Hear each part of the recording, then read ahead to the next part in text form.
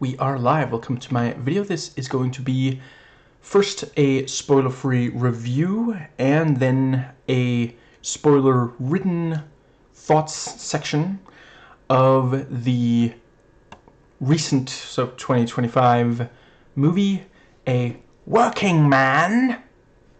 Sorry, I had a flashback to a joke Randy Feltface wrote 2 years ago. I know what you're thinking. Right, before I get to, already mentioned spoilers. The movie is rated R, so will this video be. Right. I know what you're thinking. How am I reviewing a movie that's in theaters that isn't in any way a comic book adaptation? Like, what went wrong? The ire signal went up in the sky. I merely responded to it. David Ayer is one of those very few filmmakers where, if he makes something, even if he doesn't do an awful lot of work on it, almost definitely going to end up watching it. Like, at this point, so Beekeeper is the only one that and this are the only ones I've only watched once. Other than the Netflix ones, since I don't have Netflix, I'll probably watch them at some point. But let's see, he made like 2 Tax Collector, and yes, I am the one person left on the planet who hasn't watched Bright and actually kind of wants to watch it. I'm not expecting it to be good, but I want to see it. And yeah, all the... Other than the 2 Netflix ones, if he's even done like script revisions on a movie and I've heard of it, I've watched it and made at least 1 vlog about it. So I haven't been able to find out exactly what parts of the script are Stallone, and which ones are Ayer. So what I've found is that Stallone initially wrote the screenplay, adapting it from the Chuck Dixon 2014 novel, Levin's Trade. Haven't read it, library didn't have it, wanted to. And Ayer later revised it, as he is wont to do. Before he started directing, he very much was known for the screenplays he wrote and revised and such. But yeah, I haven't been able to find out what aspects each writer contributed. I would definitely say there are parts that feel more like one of them than the other. And it is kind of wild that they haven't really done too much. Like, okay, I'm just going to double check to make sure I'm not talking out my ass here, but I think this is the first time that they've written on the same movie. So let's see, just gonna skim it, swear I'm not gonna take forever to... Because, like, they've written movies, both of them have written movies that have aspects that feel like something the other one... Yeah, this is the first time. I kind of hope it won't be the last. I think they even out each other fairly decently. So I'm going to try not to just restate some of the stuff that Movie Bob said. I think I liked the movie more than he did, but a lot of what he said I do agree with on this movie, not on absolutely everything. Now, let's see. I think I will start with just like sort of general stuff. So this is definitely one of those where, if what you're going for is just balls-to-the-wall action movie, this is not the best choice. Like, I'm not the right person to ask about what is in theaters right now that would do better, but, Stallone and Ayer and Statham have done movies that deliver more, like, just non-stop action, The action is a lot of the time fairly brief. There's a little bit too little for the length, and of the overall movie, there are chunks of the movie that don't really have very much action. Sometimes a chunk with essentially no action. Like, there'll be some tension, but not actual action. And the tension will also be fairly, you know, not exactly the kind of thing that you necessarily go to an action movie for. The overall variety is alright.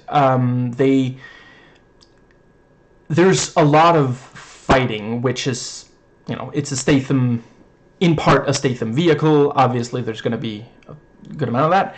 I think they do a pretty good job of making those just distinct enough. I think this is better in that regard than, for example, Beekeeper. And Beekeeper was very much a Kurt Wimmer, right. In case you haven't watched any of my other movies on Wimmer, I think Equilibrium is amazing.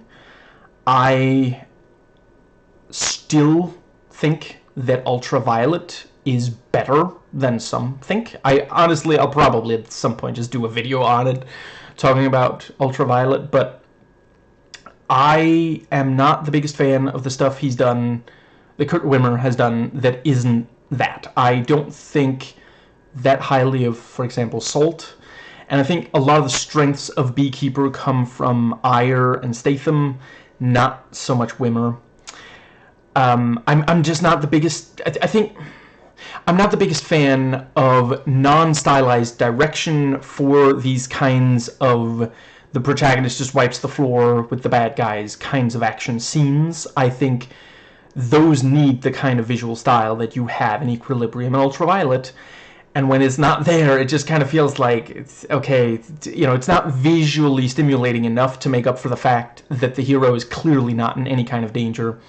And there are times in this where it feels like, okay, Levin is, Statham's character has just no problem. He's just wading through them. But there are also some select times where, the bad guys get a few hits in, and those mean a lot, and there was too little of that in Beekeeper. But I do, from what I recall, Beekeeper had more frequent action, where this, yeah. So yeah, for sure, if you just want, like, constant action, this is not the best choice. It's 20 or 30 minutes too long for that kind of thing. But if you want an action movie that also does make you feel something, not as much as, that's, in that regard, it is on the lower end of Ayer's filmography. It's around something like Sabotage. It is not like Harsh Times or Street Kings. Fury, End of Watch, it's yeah.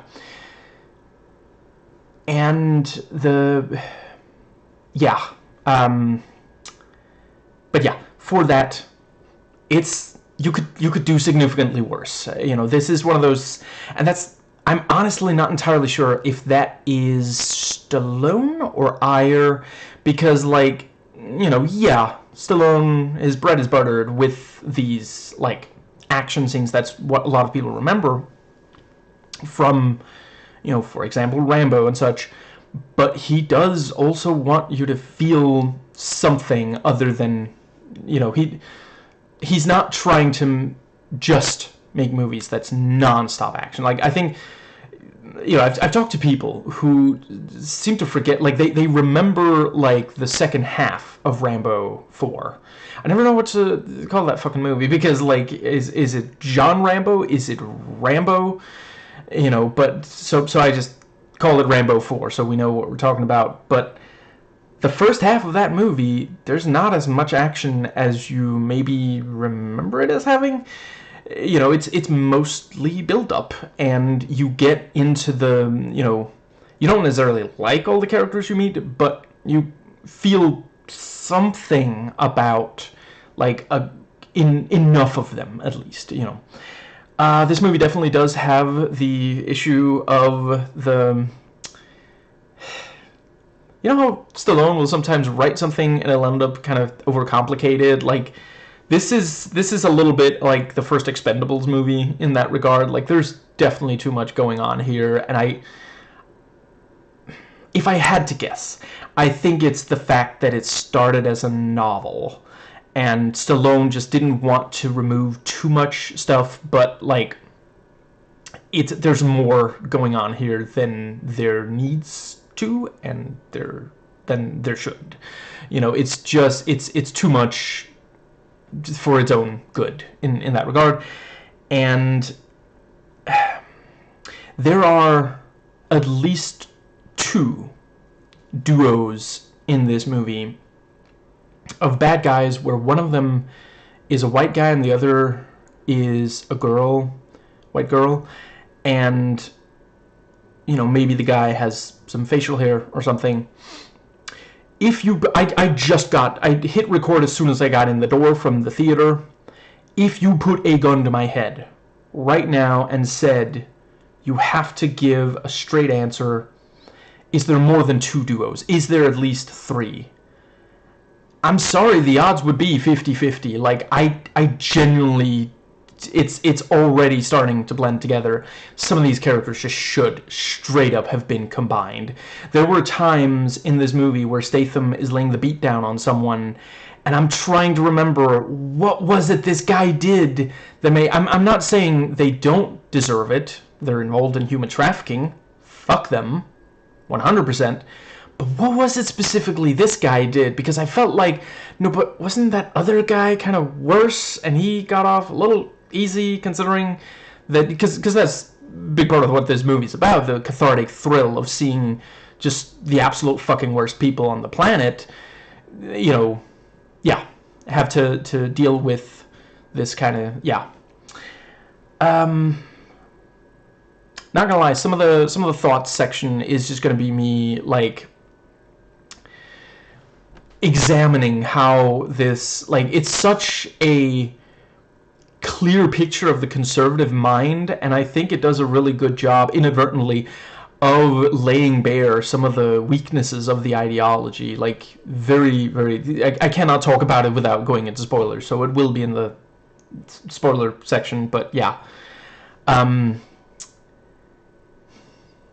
Some of the villains are, like, maybe especially as you go further in, as you get further into the movie, they become increasingly cartoonish in, like, appearance, their thought, you know, pattern and such, and in some regards also the accents.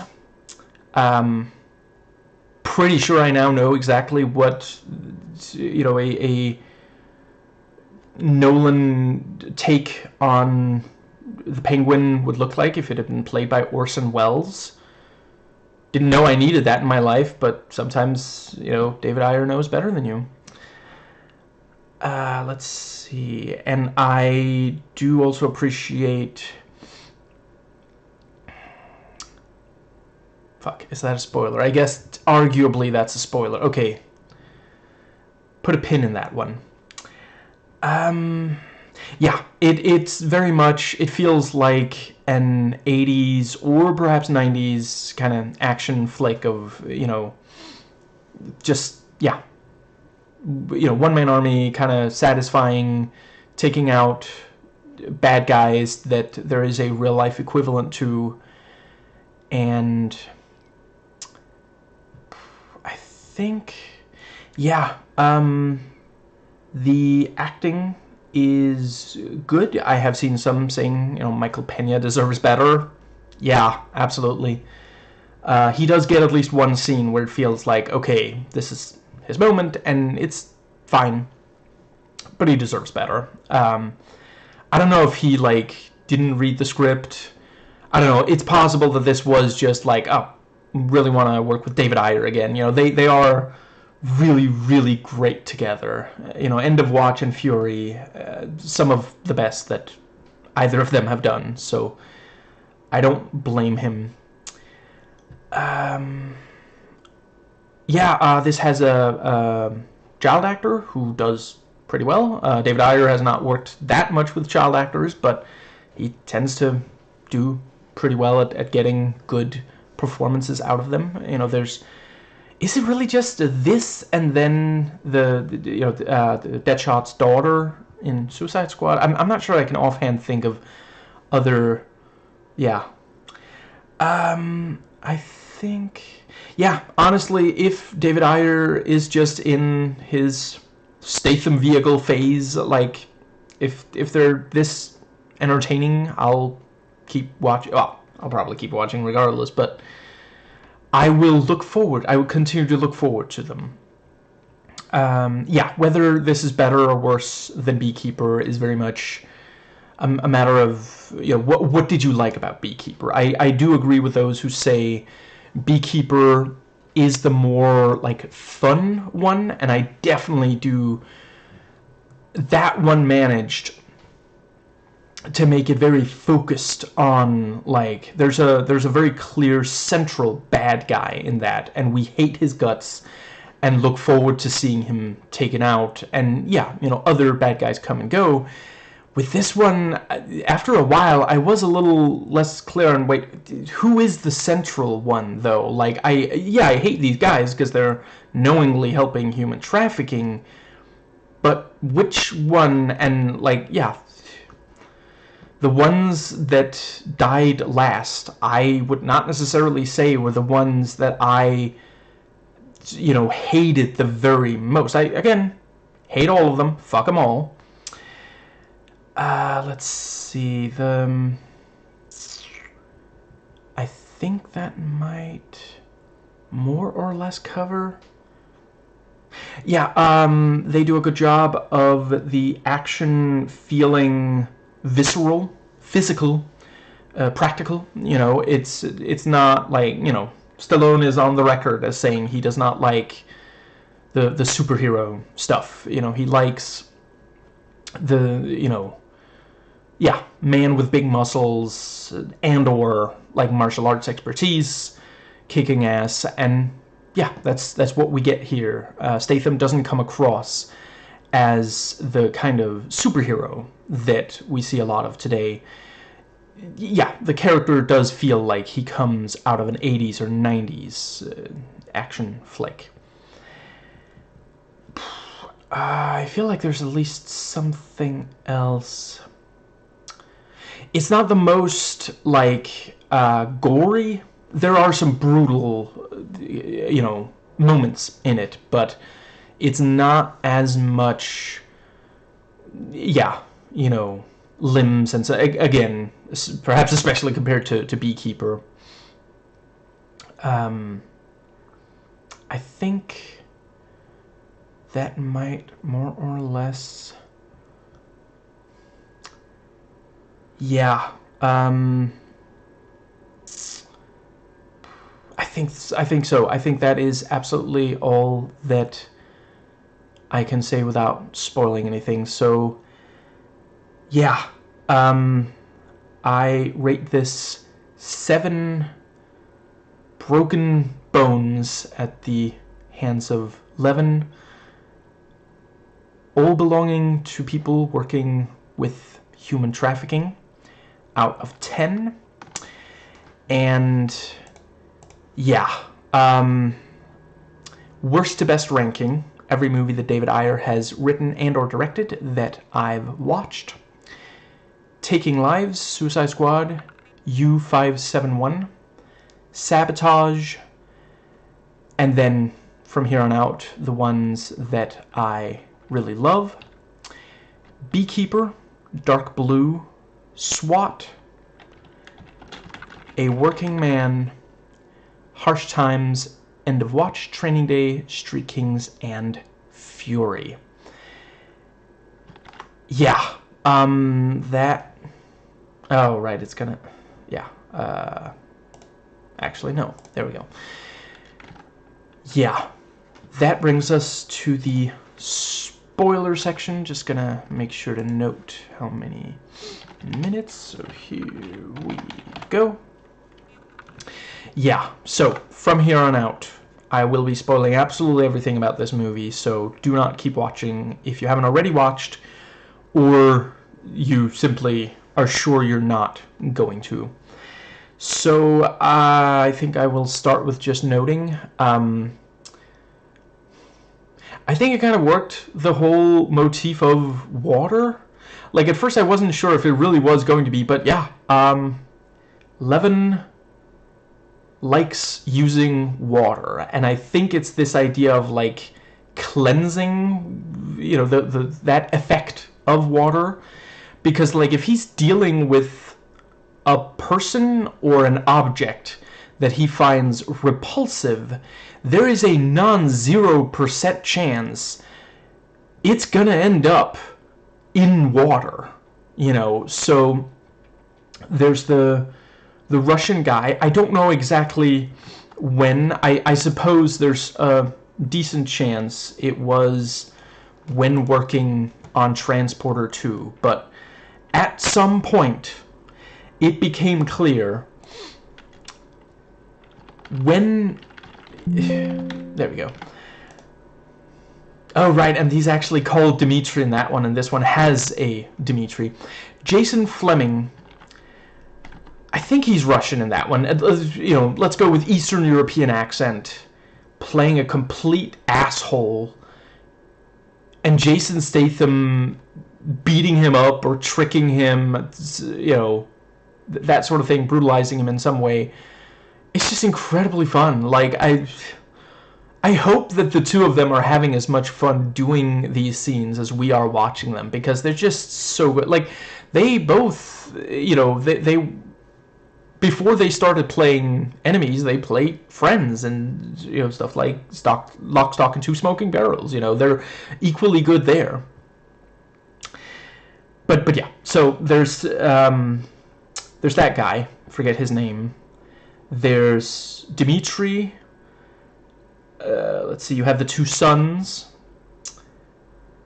That might be all the people that... Oh, right, and the Orson Welles playing the Penguin. Those 5 people all end up in water. He also throws... You know, he buys meth twice in 2 different amounts, and both times he throws them, you know, throws it in water or washes it down the sink, stuff like that, you know. He also really, really does not like people's bones. There are 216 bones in the human body, 217 when Deadpool is watching Gossip Girl. Pretty sure Statham broke all of them in this one. Yeah, really appreciated the stuff like the back room of the bar, where some of them do also manage to, like, grab him temporarily or hit him and stuff like that. Yeah, I think that more or less... Right, I thought they did some really great subtle character stuff. The fact that he, you know, when he's not at work, he sleeps in the car right outside the workplace to save money, and, you know, it's this thing of, like, he doesn't need very much. And, you know, he comes in and people are giving him food, and there's that thing, why do people keep giving me food? And, you know, is it Jenny? Someone, yeah, I believe it's Jenny, who points out, otherwise, you know, we know you'd be eating just, you know, stuff that isn't nourishing enough. Peanut butter was that one of them or something? Why do Americans seem to love peanut butter? Oh, right, because certain people make a lot of money off peanuts, and you can't sell enough of them in their mind if you just sell, like, roasted peanuts. Like, fuck, roasted peanuts, delicious. Roasted, salted. Peanut butter? Like, no, it's bad. Anyway, let's see. I think that... Yeah, is it just me? Did we ever find out what the fuck, why one of the people working at the construction site was being, like, beaten? Like, he seemed to know, because he wasn't like, who are you people? He seemed to know. I guess Levin just didn't care. I don't know. It's possible I missed a line, but I'm pretty sure we didn't actually hear. I don't know. That felt like maybe Stallone writing a scene. He was just like, you know, minorities are always getting beaten up by other minorities in America. That's just, we don't need to explain it. You know, I mean, if I had to guess, I'm thinking, you know, they owe him money. Maybe there's some kind of drug thing involved. It just felt like, you know, Actually, yeah, this is a perfectly decent time for me to introduce. I feel like this is one of those things where the shortcomings, some of the many shortcomings of conservative ideology, really come to the forefront. Because, like, is Levin just going to beat them up every single time they come? Because, like, you know that there's some chance they're going to come back and they're going to bring more guys. Maybe they're going to attack him somewhere else. Are you going to watch him every fucking second? Like, you have to actually go for the root of the problem. But it's this idea that if you just use violence, that's going to solve it. You know, and you have the... You have the let's see, what was his... Doctor something... his name has to be around here somewhere. I swear I'm not going to spend forever finding it, but yeah, Dr. Roth. You know, he's like, oh, you think you can solve all problems with violence. And this is such a... Not gonna lie, I kind of love when conservatives put this in, like, I mean... Yeah, okay, I guess under this exact circumstance, violence is the answer, but do you realize that the fact that you have to, like, create this contrived scenario in order to justify violence kind of suggests that maybe in real life violence a lot of the time is not the answer? Like, yeah, this exact situation, violence solved it, but in real life, like, you can't just go around punching every single person involved in human trafficking, as cathartic as that would obviously be. Again, fuck those guys. I have absolutely no, like, if it would solve the problem, I would be on board with doing this kind of stuff in real life, but it's not. You know, there's a number of factors that lead to human trafficking, and violence is not going to be able to address all of them. You know, I don't think I'm going to go off on the whole thing here, but, you know, it's available online if you know, want to know, and you know, feel like you're not depressed enough on that particular day. But the fact that after the, you know, the moment that you hear Dr. Roth say that, like, we know, okay, yeah, at some point violence is going to be necessary to you know, solve a situation.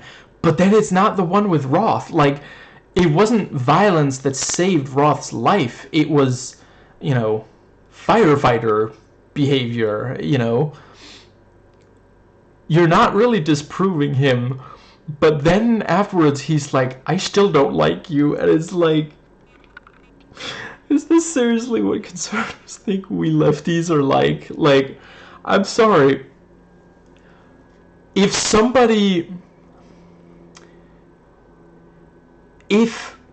one of the conservatives I hated the very most saved my life, if I found myself being carried out a burning building by Donald Trump or Elon Musk, I'd say thank you.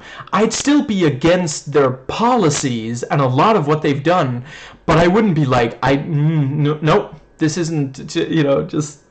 And you need the kid, you know, Mary's like, you should say thank you, you know. It's like, do you realize that you did more property damage than the money that the kidnappers were asking for? You know, and the girl's like, fuck you, lady, you know, just like...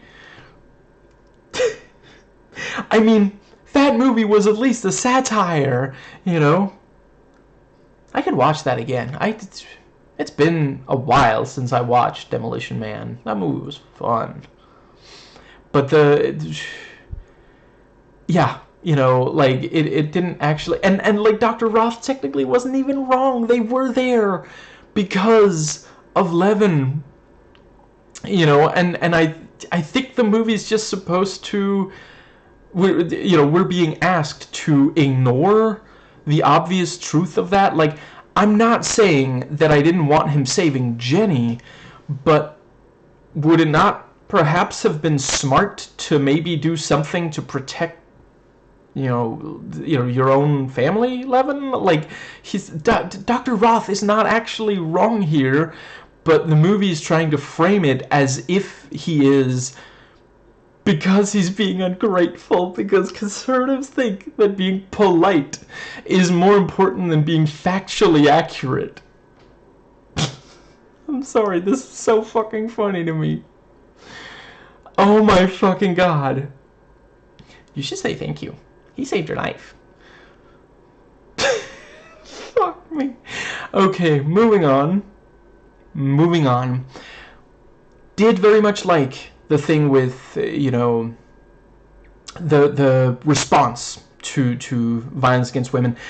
I feel like they perhaps played that card a little too often. Like, how many of these bad guys do we need to, like, visually see them, like, hit a woman or threaten to kill them or something? Like, they're human traffickers. Like, obviously they don't actually care about, you know, human life and you know, I just don't think we need to see it, you know, because at the end of the day, like, I'm sorry, but, you know, we know there's gonna be, like, misogynists jacking off to those parts of this movie, and that just, I think it could have been avoided, you know. But yeah, the thing when, you know, slaps. Okay, so apparently his name is Wolo. Is that how you pronounce it? Okay, I'm sorry. J.F. Ruski, Jason Fleming's Russian character. J.F. Ruski, you know, slap in the face.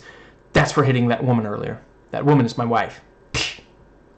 That's for hitting your wife. You know, yeah, 100% agreed. Don't hit women. Don't use any kind of, you know, physical violence.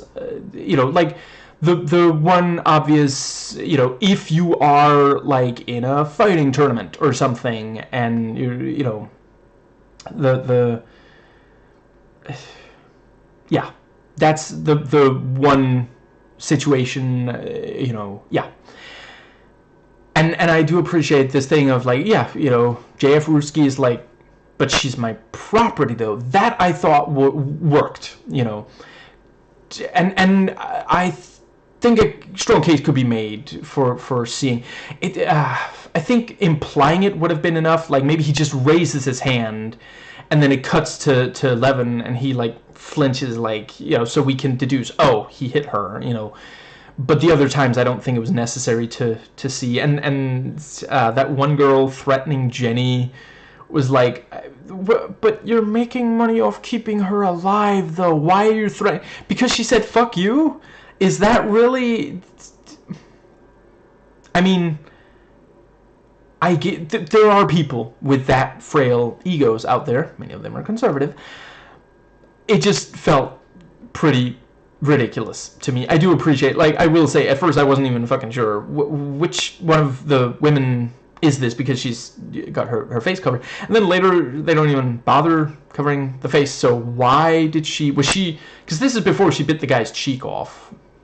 That also, I do appreciate, you know, I'm glad he was in pain, because he's an asshole who deserves it. I am not I think you got to be careful with stuff like this, because it is like, some people are going to watch that and think, see, if someone doesn't use physical force to fight back, then they must not really have been a victim. You know, that, yeah, we got to avoid that. And I will say, yeah, seeing the you know, the girl having been caught fighting back like that, yeah, that also felt very, you know, 80s and kind of, yeah. I mean, she was named Jenny in Commando as well. Let's see. There was some other... One thing I definitely did feel really worked. When, you know, Levin, you know, he, like, there's the thing about the money, and he just throws the money into the pool, and then, you know, cuts the rope after he gets the name, so the, you know, J.F. Ruski drowns in his own expensive pool. You know, he spent all this money on luxury. The money came from human trafficking, and now he's drowning in the pool he spent a lot of money on, surrounded by the money that he cared so deeply about. You know, there's a great kind of, you know, like, they don't even feel the need to have Levin come right out and say it, and I really appreciate that. It's just right there. Anyone can tell from just looking at it. Levin and the movie are communicating human lives are more important than money and luxury, and, you know, if you don't, if you value money more than, you know, yeah, if you would rather traffic human beings than not have a luxury, you're a terrible person, you know. Yeah, that really worked, and that is one issue where, you know, yeah, I wish more conservatives would, you know, get to the point of, you know, would see human beings as worth more than money before we get into human trafficking. You know, there's a lot of issues with people being exploited in workplaces and such because of capitalism. But yeah, 100%, that is one of the places where I do agree with conservatives. Human trafficking is terrible.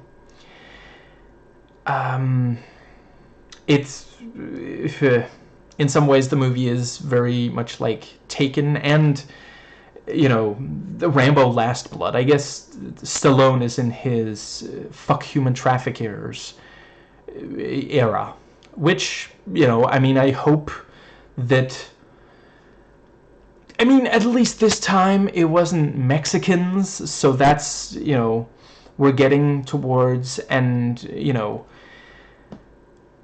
there's a lot of times throughout history where, you know, powerful Russians can go fuck themselves.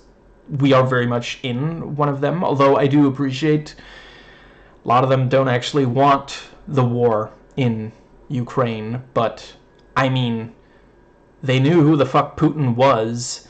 You know, they could have gone elsewhere, but they did value money over human life. Oh, yeah, works. Yeah. Let's see. And I do appreciate the ACAB thing, which I don't fucking know how I'm supposed to feel when the Russians are shooting the cops, because, like, the cops, you know, there's the thing about, oh, there's an active shooter in there, and it's like, they're the corrupt cops, though. I mean, is it just the movie, like, being like, well, we gotta get rid of the corrupt cops somehow? Is there supposed to be an irony to it that, you know, they thought they would be rewarded, but now they're getting gunned down by their own... I don't know, it just ends up kind of feeling like incompetence instead of... Because, like, you realize that, you know, if the... You know, if fucking Count Dracula, why did they make him look like that? I guess they kind of both do look... They look like slightly different generations of Dracula, the two... You know, who I also, like, when they popped up, you know, very close to the end of the movie, I was like, oh, they are still in the movie. I wasn't sure if we were still doing anything with them. Like, I'm sorry, they could easily have been other characters, you know. But yeah, if Levin hadn't killed them, there would be a manhunt for them, you know. It's not like... I'm sorry, I even Russian mobsters would not be able to get away with killing cops. Nobody gets away with what they just did, you know? But let's see...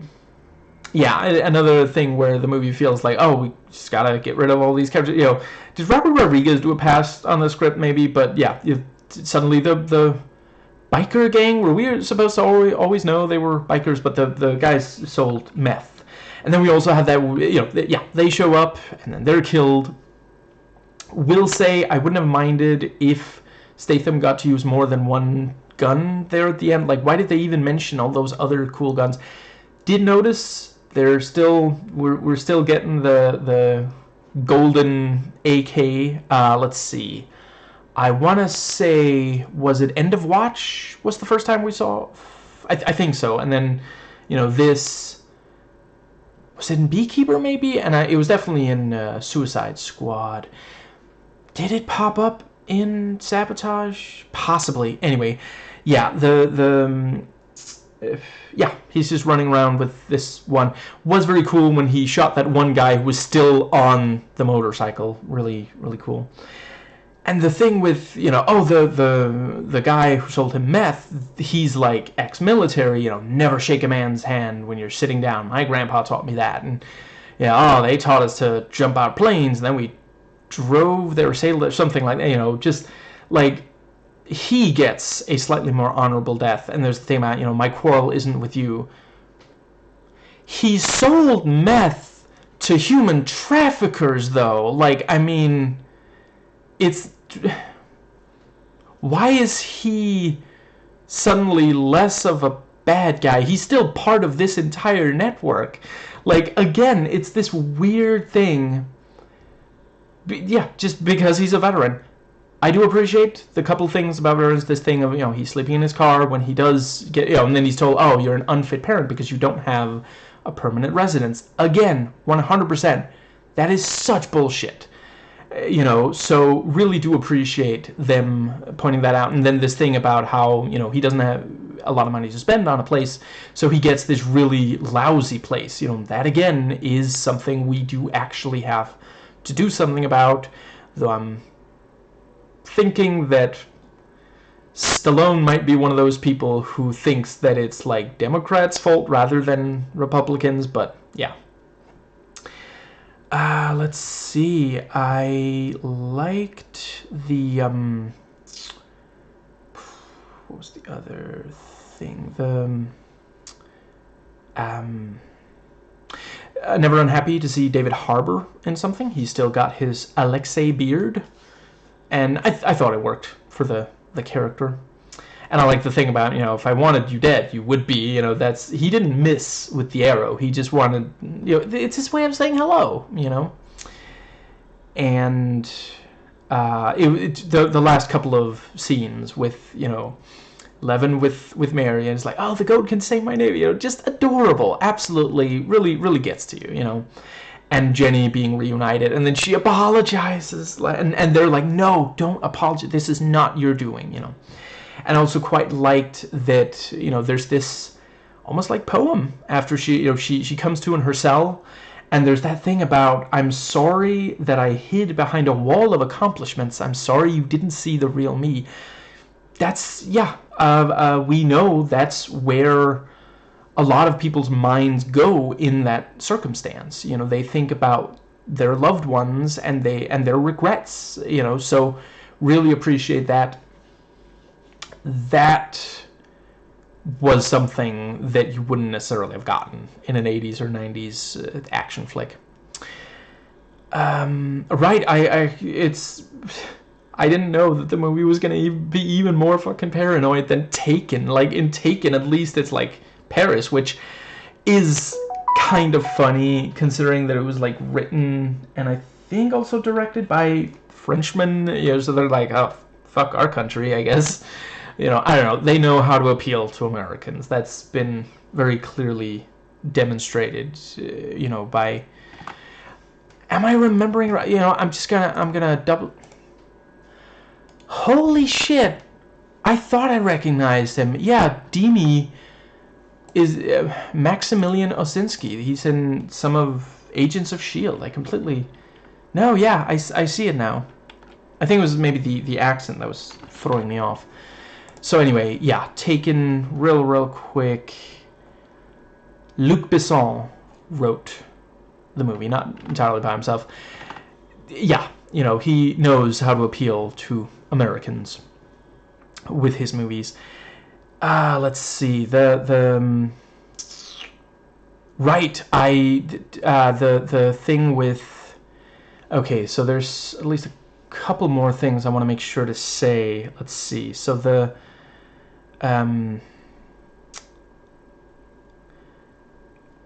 let's see, the... right, I liked... so, briefly on, you know, J.F. Ruski, when he hits his wife, she's literally expressing concern for him. She's trying to show him some tenderness.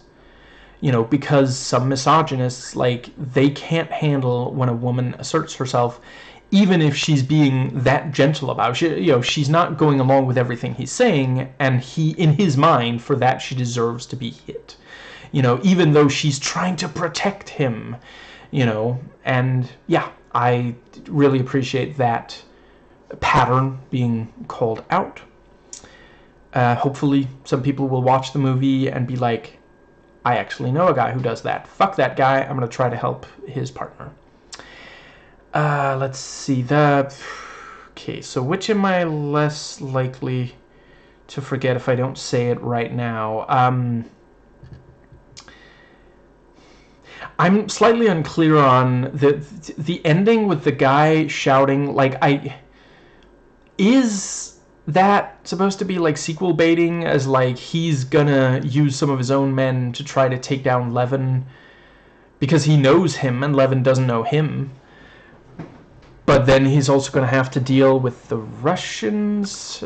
I suppose it's possible that it's like it's in the book and there's a sequel and we won't necessarily do that with the movie. Yeah, because there's definitely, you could do, there's also, I kept expecting, and I'm thinking that might be sequel bait, there's that woman that Jenny, like, strangles? Chokes? With her legs. You know, she does the Black Widow move, almost, and we see her face. Levin doesn't check for signs of life. You know, Jenny says, I think I strangled her. And the sledgehammer is right next to her. I thought she was gonna, like, pop up for one last, you know, when they're, like, you know, ducking and covering from the Russians firing, you know, but she didn't. So yeah, I could see her teaming up with the father of the boys whose mummy dresses them funny in a sequel. But yeah, you know, like with Beekeeper, I could definitely see it working. Yeah, I do just briefly want to talk about, so the Tracksuit Mafia guys, I've said it before and I'll say it again, I think a significant percentage of action movies are improved by having an action scene set on or around a moving vehicle, and I think this one, yeah, really benefited from, you know, like, they're trying to like question him, and then he's like kicking, and he starts hanging one of them, and then the driver gets shot, and the car is tumbling, you know, yeah, good stuff, really, really good. And let's see, yeah, that's another part where, I know I already mentioned them, but yeah, he makes sure that they go in the water. I watched it with my dad. He was like, oh, it's like the movie, you know, it's like a Hitchcock movie, you know, that's, yeah. Let's see. I think that does bring us to, so let's see. Okay, so there's some stuff with Jenny, and I do also want to make sure to talk about, there's just, yeah. Okay, yeah. So with Jenny, yeah, the thing about, you know, because, like, we're sitting there and we're thinking, oh no, Jenny really is going to be raped by Orson Welles playing the Penguin, and then, you know, bloody handprint, he's like, she fucking bit me, you know, that just, yeah, that was quite good. That was also, like, I guess that's supposed to be set up and payoff, but it also makes me wonder, why are they, you know, they keep not giving her enough sleeping pills. Fuck, am I giving advice to human traffickers? I really don't want to be giving advice to fucking human traffickers.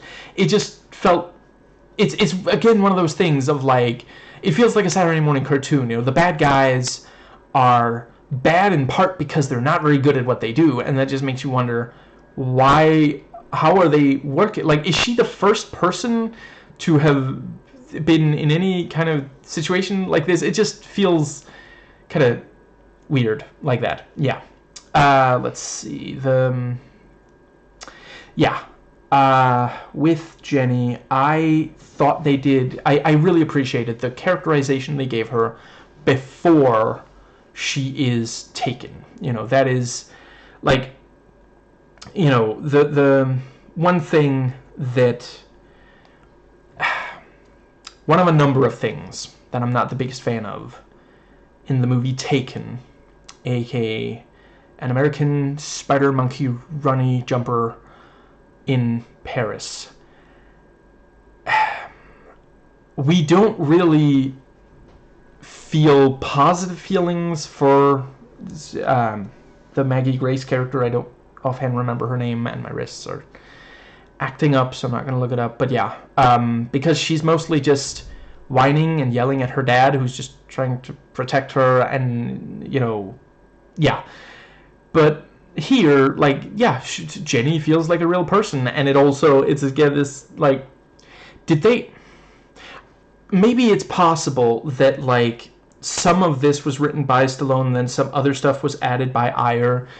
But again, it might be like this weird conservative thing of, like, you know, she's like, am I going to get paid? Because she's doing work. You know, she's doing, like, she's clocking in, you know, yeah, she should get paid for this. And then they're like, you mean for, you know, 18 years of the, you know, the food they gave us? They're that kind of, like, fuck me. Yeah, you asked to have the kid. They didn't ask to have you as parents. You paying to take care of them is actually just kind of the thing you're supposed to do when you choose to have a kid. Like, don't get me wrong.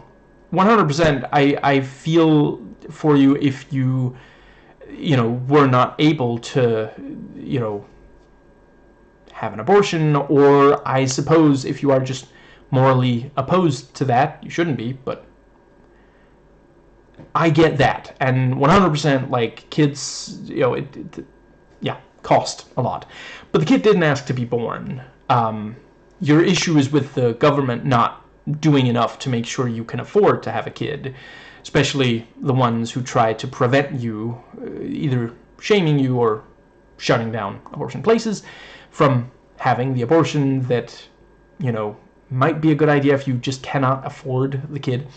But right after that, she's like, oh, I need a party bus because one semester. And then they fucking give it to her, and it's like, I'm sorry, which is it? Can they not afford it? Do they just have some kind of moral obligation to paying their own family that doesn't extend to not making their own family work for free? Like, she's in college. She shouldn't be working, period, but especially not for free. Like, fuck me. But yeah, you know, I mean, I suppose she might not be like the world's most pleasant person all of the time, but she doesn't seem like a bad person. You know, she does actually, like, when she gives him the food, she's like, you do need to eat, you know, you need to not live off peanut butter, you know. And the you know, she points out, you know, Dad, you plan too much for one day. And, you know, I think it's the mother who's like, no lie spoken there, you know, just, yeah. Nobody's disagreeing with you. There was something like that, you know. But yeah, she feels like a person. She feels like an actual 19-year-old, you know, in this situation. And I really do appreciate that. Did not hate that in the final cut they removed a couple things that were in the trailer. One thing, is it just me, or was the Bluetooth line not in there? Because, like, you did kind of need that setup. I don't know. It's possible I missed it. One thing I'm certain wasn't there was, this is nothing like Fortnite, which, like, it feels like such... I'm trying to avoid the whole thing of, like, boomers versus, you know, younger generations, because I do think it is bullshit. It should be all of, you know, it should be the 99% versus the 1%, you know, all of us versus the rich fucks who are destroying everything for all of us, you know, not all boomers, hashtag not all boomers. But on the other hand, I do appreciate, I mean, Stallone has made a career out of making violence feel real. You know, personally, I'm more... I favor the way that someone like David Cronenberg approaches it, where the violence is also this sort of... Like, it's not neutral for the people who it happens to, obviously, but the movie isn't really saying this is good violence, this is bad violence, whereas a lot of Stallone movies very much do make that distinction based on who it happens to when, you know, obviously... In real life, yeah, it's worse if it happens to someone who is innocent or as close as one can get to actual innocence. But I am not in favor of violence against people who do evil. I want the core problems addressed, and I want them prevented from carrying out violence against others. But I, in real life, do not support retributive justice. I believe in restorative justice. But yeah, I do imagine Stallone is probably quite frustrated by these depictions of violence in recent media that make it light, that is, like, he's made a career on making violence hurt to watch, so that is one case where I will kind of give him but I'm glad it wasn't in the final cut. Yeah, it felt very like millennials killing the violence industry. What was the other thing with Jenny? Yeah, love. So the scene where she's taken. You're about to be taken. Couple things before I get into did want to briefly say let's see, because there's several things there that I think, okay, yeah, right. I will briefly talk about, yes, we already know from other stuff he's done, David Ayer is not 100% opposed to male gaze. It is not something that he, fills most of his movies with, but there is some here and there in some of his more recent. I believe the first time he did it at all was Sabotage. Before that, it tended to be, if the camera is, focusing on a woman's sexuality, it's to imply that she or a man in the scene are, there's sex in the air kind of thing. And a lot of the time it would be that the woman is actually, with someone that she wants to get sexual with. An argument could be made that it's a little crude perhaps, but it's not like objectifying a character against their own will, until Sabotage, and then he does it again with Harley Quinn, which I appreciate. A lot of people think that that's just how you have to do Harley Quinn. I would very much beg to differ, and I think both The Suicide Squad and Birds of Prey, or The Fantabulous Emancipation of One Harley Quinn, make a very strong counter-argument. But yeah. So, it's not that Ayer is 100% opposed to ever doing it. So I am very, very glad.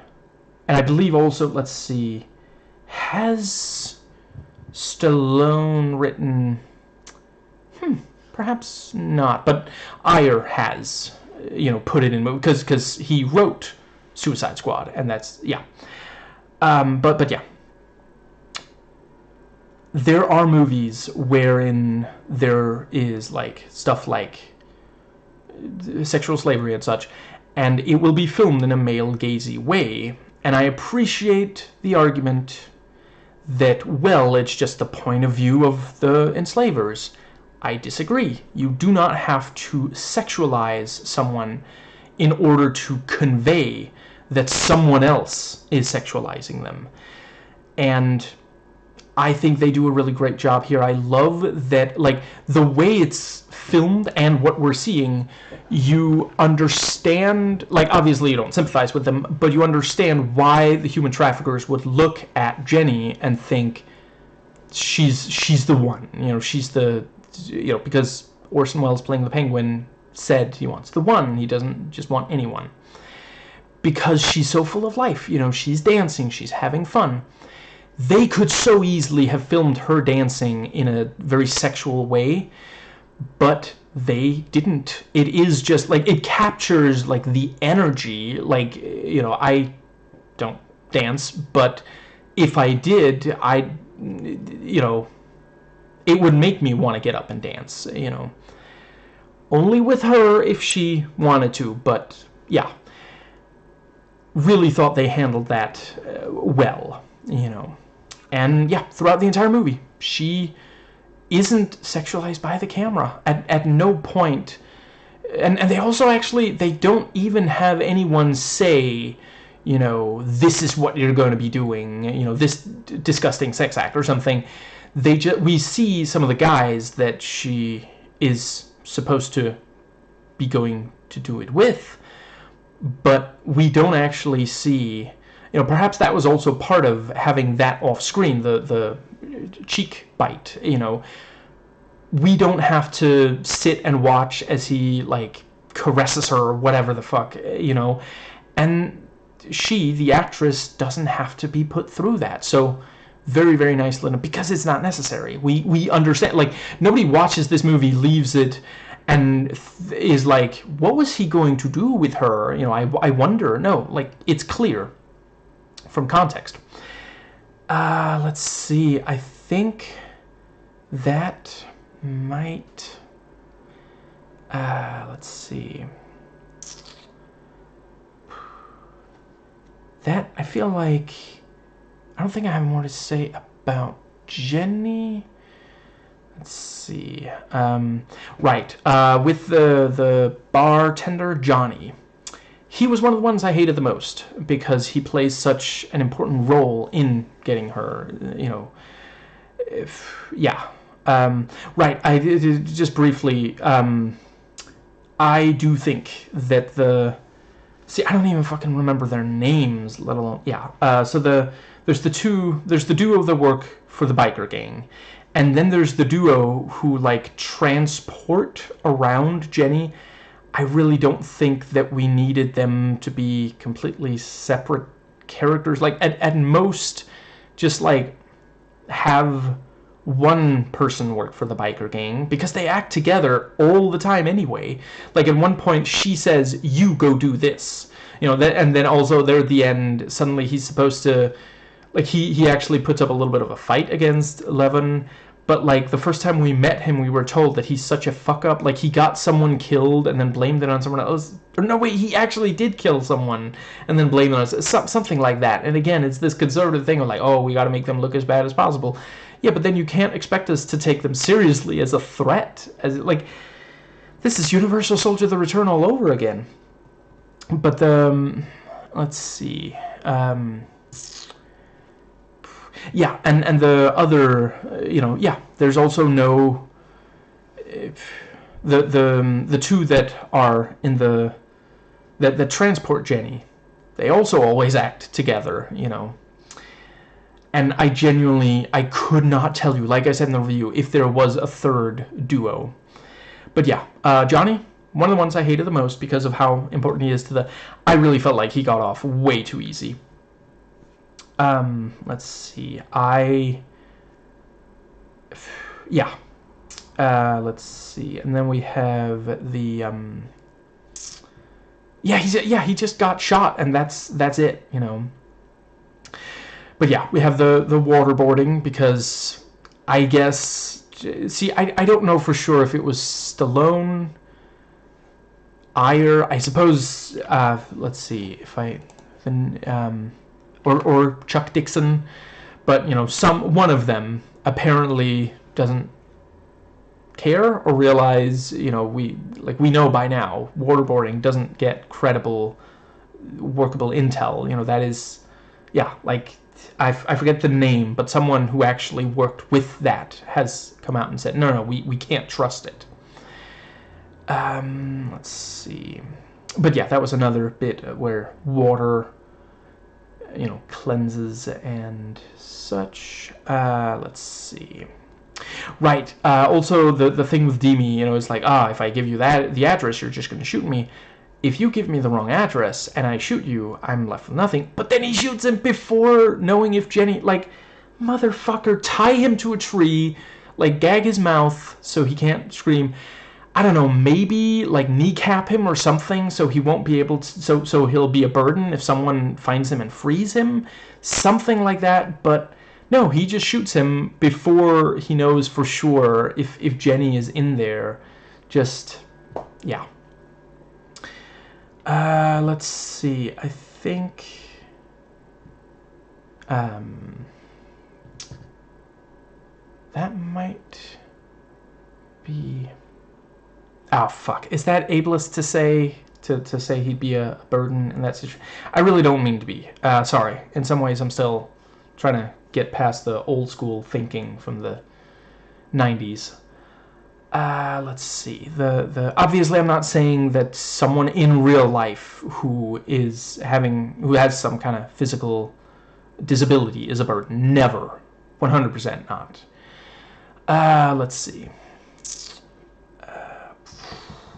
I feel like there's at least one more thing I wanted to say. I guess I've covered the various action scenes more or less. I think. I'm very glad that nothing bad did happen to Mary.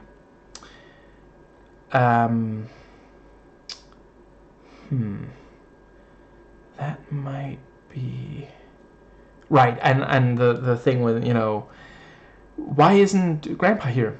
Did you kill him? This is serious, I made a mistake. You really did kill Grandpa? Wow. I really hope the child actor 100% understands. No, this is just fiction. We're not actually killing anybody's grandpa here. Let's see. Unless he works for a large corporation, in which case that one will probably work him to death. But the let's see. Right. Why did Johnny call Levin kid? Like, how fucking high did he get off that shit? Like, I'm sorry, but Statham looks old enough to be Johnny's father, if not... No, probably not grandfather, but, closer to that than a kid. That was also, like, okay, him getting high has no impact on it. Like, I thought they were maybe going to do a joke about, like, how afterwards he couldn't focus so the torture would take long, a morbid joke or something, but no, it's just... I think it's just in there because, like, Stallone or Dixon, I suppose possibly Ayer, doesn't like, recreational marijuana or something. I don't know. It's just fucking conservatives, man. I think that might more or less cover everything. Fuck. I feel like there's something that I am missing. Yes. Okay, so the cops appreciate the acknowledgement that there are corrupt cops out there. No idea how big of a problem the movie thinks it is because we only ever see two. Like, there's the thing about, some of them are on payroll. Was it just those two? Because by the end, those are the only two that are dead. See, that's again, like, I can picture, like, a sequel where a bunch of cops are going to try to find out what happened here. How many of those are going to be corrupt? Is it going to be, like, a thing of, like, it was dirty, but they were still cops, but... Because you didn't address the root issue here, and the Russians are also still out there. Like, I get that it would be a ridiculous power fantasy, self-insert fantasy, if Levin had actually killed all the Russian leaders. But that is kind of what this movie is, It's not supposed to be realistic. And yeah, now it's like, I mean, I get it. It's, supposedly the Russians aren't going to do more to Levin and Jenny. Is that a happy ending? Or is it just like, because Levin doesn't even know about them. So if they make a sequel, something would have to happen for him to get on their trail. The ending doesn't imply that he's headed out to find... As far as I can tell, he thinks he solved the problem, and the movie agrees with him. And it's like, but you didn't touch upon the root, though, that's the... And that's, again, I do think that a lot of the time conservatives are better at making the action movies visceral and cathartic in that sort of like lizard brain way. But I do think that we lefties, when we make action movies, are sometimes better at actually being like, yeah, but you got to go to the root, though. You know, fuck. I guess it's a spoiler for that franchise if I say it. So I suppose I won't. Yeah, it's. Yeah, that's. I think that is a spoiler. So, but yeah, like, is the idea. You know, I mean, the next time that the Russian mob, you know, human traffic someone else, the next time that the guy who gave Statham Levin food at the start, the next time someone has to deal with corrupt cops, I guess if they don't know Levin or someone like him, never mind. They'll find someone like him. No, but seriously, what the fuck are they supposed to do? You know, just like, is the idea supposed to be that there are exactly 2 corrupt cops in America? Yeah. I mean, there's some chance that that's what the movie thinks. In which case it's even more obviously fiction than I thought it was.